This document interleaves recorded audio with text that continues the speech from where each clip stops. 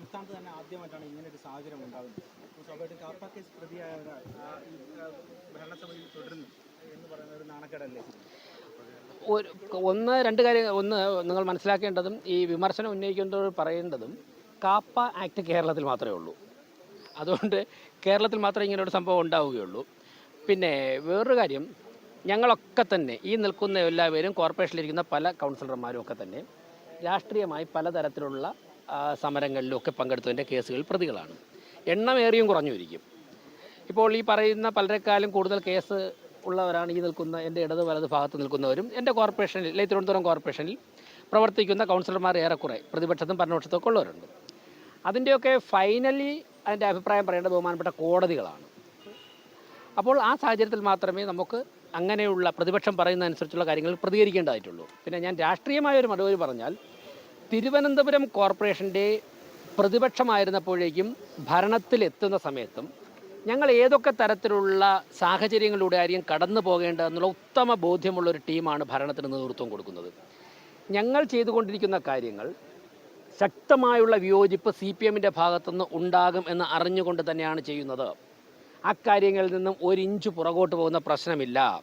പാളയം മാർക്കറ്റിൽ CPM-ൻ്റെ മാസപ്പടി പിരിച്ചുകൊണ്ടിരുന്ന ആ പണത്തിനൊരു കുറവ് വരുമ്പോഴും CPM നേതാക്കന്മാരുടെ ബിനാമികളായിട്ടുള്ളവർ നടത്തുന്ന അനധികൃത കടകൾ പൂട്ടുമ്പോഴും കോർപ്പറേഷനിലെ കോടിക്കണക്കിന് രൂപയുടെ വിലപിടിപ്പ് വരുന്ന സ്വത്തുവകകൾ കുടുംബ സ്വത്ത് പോലെ, സ്വന്തം സ്വത്ത് പോലെ കൈകാര്യം ചെയ്തുകൊണ്ടിരുന്ന സഖാക്കന്മാരെ അവിടെ നിന്ന് ഒഴിവാക്കുമ്പോഴും ഇതല്ല ഇതിലപ്പുറവും ഞങ്ങൾ പ്രതീക്ഷിച്ചിരുന്നു. അതുകൊണ്ട് തന്നെ യാതൊരു കാരണവശാലും ഒരു ഇഞ്ച് പോലും അത്തരം ആക്ടിവിറ്റികളിൽ നിന്നും പുറകോട്ടില്ല. വളരെ ശക്തമായിട്ട് തന്നെ മുന്നോട്ട് പോകും.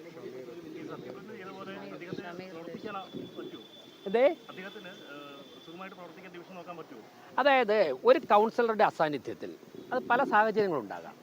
ചിലപ്പോൾ ജോലി കിട്ടി രാജിവെക്കുന്നവരുണ്ടാകാം, അല്ലെങ്കിൽ ചില കൗൺസിലർമാരൊക്കെ തന്നെ, പഞ്ചായത്ത് മെമ്പർമാരെ, മുനിസിപ്പൽ കൗൺസിലർമാരൊക്കെ തന്നെ അകാലത്തിൽ മരണമടയുന്നവരുണ്ടാകും. ഇങ്ങനെയൊക്കെയുള്ള സാഹചര്യത്തിൽ മുനിസിപ്പൽ ആക്ടിൽ തന്നെ മറ്റ് പരിഹാര മാർഗ്ഗങ്ങൾ, താൽക്കാലിക സംവിധാനങ്ങളുണ്ട്. ഇപ്പോൾ മേയർ എന്നുള്ള നിലയ്ക്ക് ഞാൻ തന്നെയാണ് ആ കോർപ്പറേഷൻ വാർഡിൽ നിന്നും വരുന്ന കാര്യങ്ങൾ ശ്രദ്ധിക്കുന്നത്. ആ കോർപ്പറേഷൻ അദ്ദേഹത്തിൻ്റെ ഓഫീസ് കേന്ദ്രീകരിച്ചൊരു സിസ്റ്റമുണ്ട്.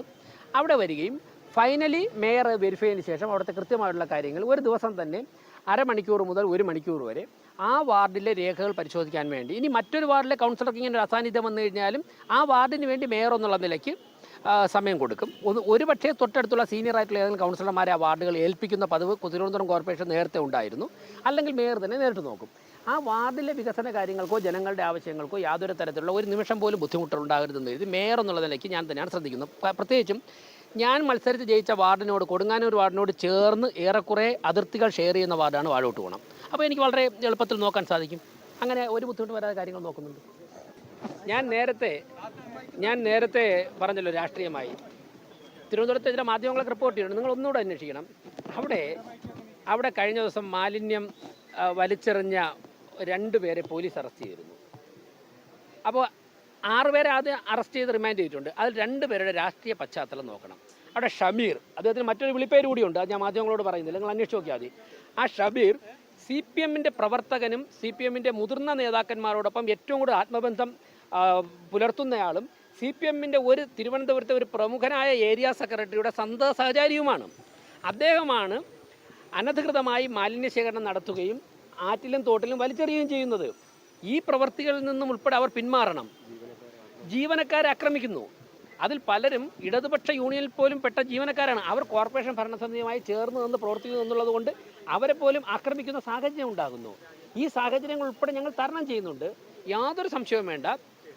CPM-ൻ്റെ ഇത്തരം പ്രവർത്തനങ്ങൾക്കും ഇത്തരം ജൽപ്പനങ്ങൾക്കും ദിവസങ്ങളുടെ ആയുസ് മാത്രമേ ഉണ്ടാവുകയുള്ളൂ. വരാൻ പോകുന്ന ദിവസങ്ങളിൽ കോർപ്പറേഷൻ ഇപ്പോൾ ഏറ്റെടുത്തിരിക്കുന്ന നടപടികളും അന്വേഷണ കാര്യങ്ങളുമായി മുന്നോട്ട് പോകുമ്പോഴേക്കും അഴിമതിയുടെ അടിവേരറുക്കപ്പെടുമെന്ന് ഞാൻ ആവർത്തിച്ച് പറയുകയാണ്. കോർപ്പറേഷൻ മേയർ എന്നുള്ള നിലയ്ക്ക് അവർക്ക് ചെയ്യാനുള്ളത് അവർ ചെയ്തോട്ടെ.